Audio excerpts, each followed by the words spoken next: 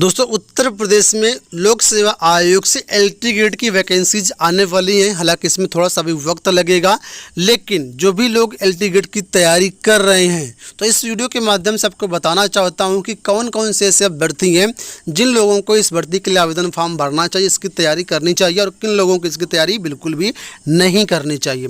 तो वीडियो को एंड तक देखिएगा, पूरा वीडियो देखिएगा, तभी सारी चीज़ें आपको समझ में आएंगी।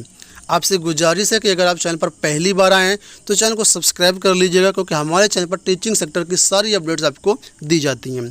तो सबसे पहले बात कर लेते हैं कि यहाँ पर जो एलटी ग्रेड का एग्ज़ाम होता है उसमें किन किन सब्जेक्ट का एग्ज़ाम होता है और कहाँ पर यहाँ पर चयन होता है। देखिए, जो एलटी ग्रेड की भर्ती होती है वो लोक सेवा आयोग के द्वारा आयोजित की जाती है, और जो भी यहाँ से चयनित होता है वो उत्तर प्रदेश के जो राजकीय माध्यमिक इंटर कॉलेज है, यानी जो जीआईसी और जीजीआईसी हैं, वहाँ पर आपका चयन होता है सहायक अध्यापक के रूप में। और जब भी यहाँ पर चयन होगा तो आपको 9th 10th की क्लासेस पढ़ाने के लिए ऑथराइज किया जाता है।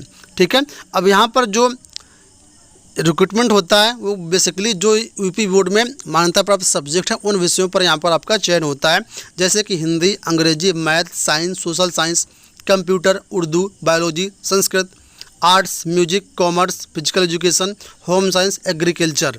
ठीक है, तो ये जो 14 से 15 विषय होते हैं इन्हीं पर आपका चयन किया जाता है।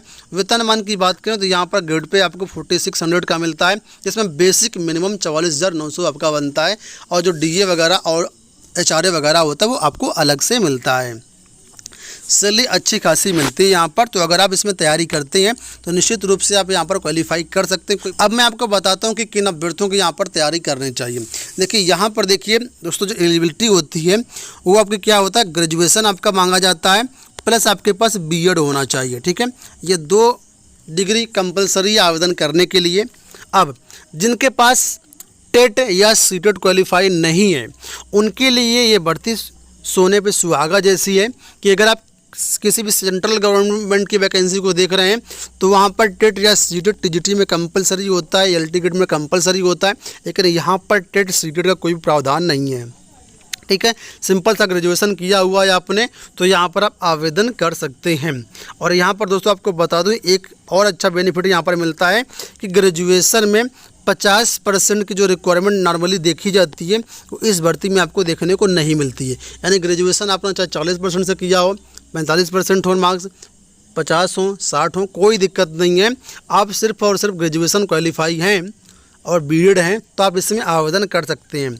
ठीक है, अब ये जो भर्ती है उत्तर प्रदेश की ऐसी भर्ती है कि शायद ये आखिरी ऐसी भर्ती होगी जिसमें ये सारी चीज़ें फॉलो हो रही हैं। इसके बाद यहाँ पर भी सिलेक्शन प्रोसेस और एलिजिबिलिटी क्राइटेरिया सब कुछ बदलने वाला है, क्योंकि राष्ट्रीय शिक्षा नीति 2020 लागू हो गई है धीरे धीरे करके, और उसके तहत बहुत सारे बड़े बदलाव आपको देखने को मिलेंगे उत्तर प्रदेश में भी। एलिजिबिलिटी क्राइटेरिया की बात करो तो यहाँ पर माध्यमिक स्तर का टेट लगाया जा सकता है, जिससे आपको एक अलग एग्ज़ाम क्वालिफाई करना होगा, उसके बाद इस भर्ती के लिए आप एलिजिबल हो पाएंगे।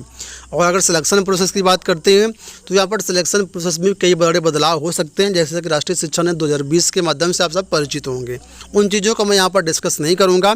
फिलहाल अगर इसमें सब्जेक्ट वाइज एलिजिबिलिटी क्राइटेरिया की बात कर लेते हैं तो यहाँ पर देखिए सब्जेक्ट वाइज एलिजिबिलिटी क्राइटेरिया के बारे में सारी चीज़ें यहाँ पर मेंशन है। आप इसका स्क्रीनशॉट ले सकते हैं, या फिर किसी सब्जेक्ट की एलिजिबिलिटी क्राइटेरिया में कोई डाउट है तो कमेंट बॉक्स में आप बता सकते हैं, उसका मैं सेपरेट वीडियो बना दूंगा। ठीक है, और आपको सारी चीज़ें बारीकी से यहाँ पर समझ में आ जाएंगी। अगर बात करें इसके सिलेक्शन प्रोसेस के बारे में तो यहाँ पर देखिए केवल रिटन एग्जाम से ही आपका सिलेक्शन होता है, कोई भी इंटरव्यू वगैरह इसमें नहीं होता, लेकिन भविष्य में हो सकता है इसमें इंटरव्यू लागू हो जाए, क्योंकि राष्ट्रीय शिक्षा नीति 2020 कुछ ऐसी ही है, वहाँ पर सारी चीज़ें लागू हो सकती हैं, डेमो वगैरह भी चीज़ें लागू हो सकती हैं, लेकिन वो भविष्य की बातें हैं। फिलहाल अभी हमें कंसंट्रेट करना चाहिए इस भर्ती को लेकर के जो 2022 में आने की उम्मीद है। अब दोस्तों आपको यहाँ पर बता दूँ कि पहली बात तो मैंने यहाँ पर आपको स्पष्ट कर दिया कि जिन अभ्यर्थियों के पास टेट या सीटेट नहीं है वो लोग निश्चित रूप से भर्ती में आवेदन करें। अच्छा मौका है आपके पास, ऐसी भर्ती दोबारा देखने को आपको नहीं मिलेगी। अब किन लोगों को आवेदन नहीं करना चाहिए वो भी समझ लीजिए। देखिए, ये जो भर्ती होती है तो इसमें क्या होता है, जो एग्ज़ाम पैटर्न होता है वो बेसिकली यहाँ पर क्या होता है, आपका एक रिटन एग्जाम के बेस पर ही सिलेक्शन होता है। तो जो रिटन एग्जाम होता है, रिटन एग्जाम में बेसिकली देखा जाए 2 पार्ट होते हैं।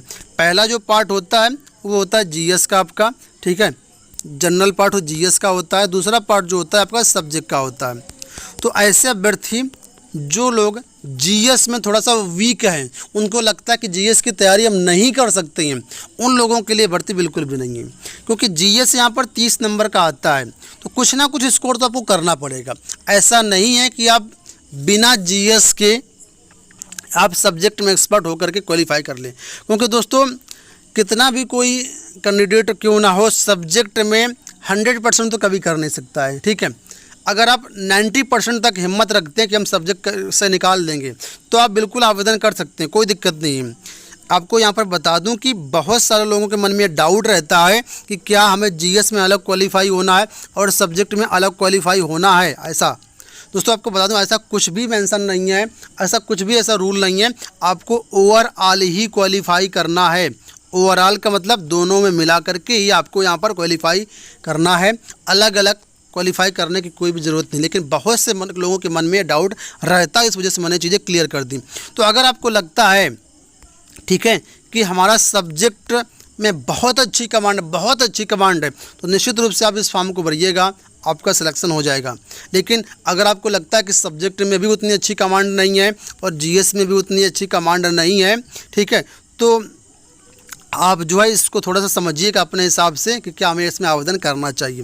वैसे जहाँ तक मुझे लगता है कि आपको जो है दोनों चीज़ों को लेकर के चलना चाहिए। दोनों चीज़ें अगर आपके पास हैं तो आपका स्कोर अच्छा हो जाएगा। क्योंकि पिछली बार जब भर्ती आई थी तो कई विषय ऐसे थे जिसमें काफ़ी ज़्यादा पद खाली चले गए। कारण क्या है कि यहाँ पर जो अभ्यर्थी मिनिमम एलिजिबिलिटी क्राइटेरिया को ही क्रैक नहीं कर पाए। मिनिमम एलिजिबिलिटी क्राइटेरिया की बात करें तो यहाँ पर ये मान लीजिए कि 40% आपका मिनिमम क्वालिफाइंग मार्क्स होता। पिछली भर्ती में यहाँ पर जो मिनिमम क्वालिफाइंग मार्क्स था, जो कि जनरल के लिए 40% था और रिजर्व कैटेगरी के अभ्यर्थियों के लिए 30% था, इसको भी क्वालिफाई नहीं कर पाए। कारण दोस्तों यहाँ पर है कि लोक सेवा आयोग की भर्ती है और लोक सेवा आयोग का कोई भी पेपर हो इतना आसान नहीं होता है। थोड़ा लेवल का पेपर आता है, अच्छा पेपर आता है। इस वजह से अगर आपको डीप नॉलेज है तभी आप यहाँ पर एग्ज़ाम को क्रैक कर पाएंगे। तो एक प्रॉपर स्ट्रेटजी के साथ आपको बढ़ना पड़ेगा, ठीक है।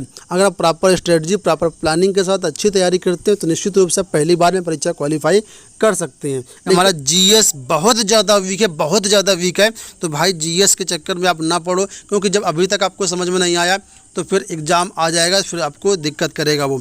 इससे बेटर है आप टीजीटी की तैयारी कर लो, क्योंकि टीजीटी में सिर्फ और सिर्फ आपका सब्जेक्ट ही पूछा जाएगा, ठीक है। जीएस वगैरह नहीं पूछा जाता है, तो टीजीटी आपके लिए बेहतर विकल्प हो सकता है। क्योंकि वहाँ पर क्या है, आपको सिर्फ सब्जेक्ट ही पढ़ना है। तो ऐसे जो भी अभ्यर्थी हैं जिनको सब्जेक्ट नॉलेज बहुत अच्छा है, वो लोग टीजीटी की तरफ रुख कर सकते हैं। लेकिन सब्जेक्ट नॉलेज के साथ अगर आपका जीएस में भी अच्छी खासी पकड़ है तो आप बिल्कुल निश्चित रूप से जाइए, कोई दिक्कत नहीं। तैयारी अच्छी होनी चाहिए, तैयारी अच्छी है तो वैकेंसीज का इंतजार मत कीजिए, आप निश्चित रूप से सफल होंगे।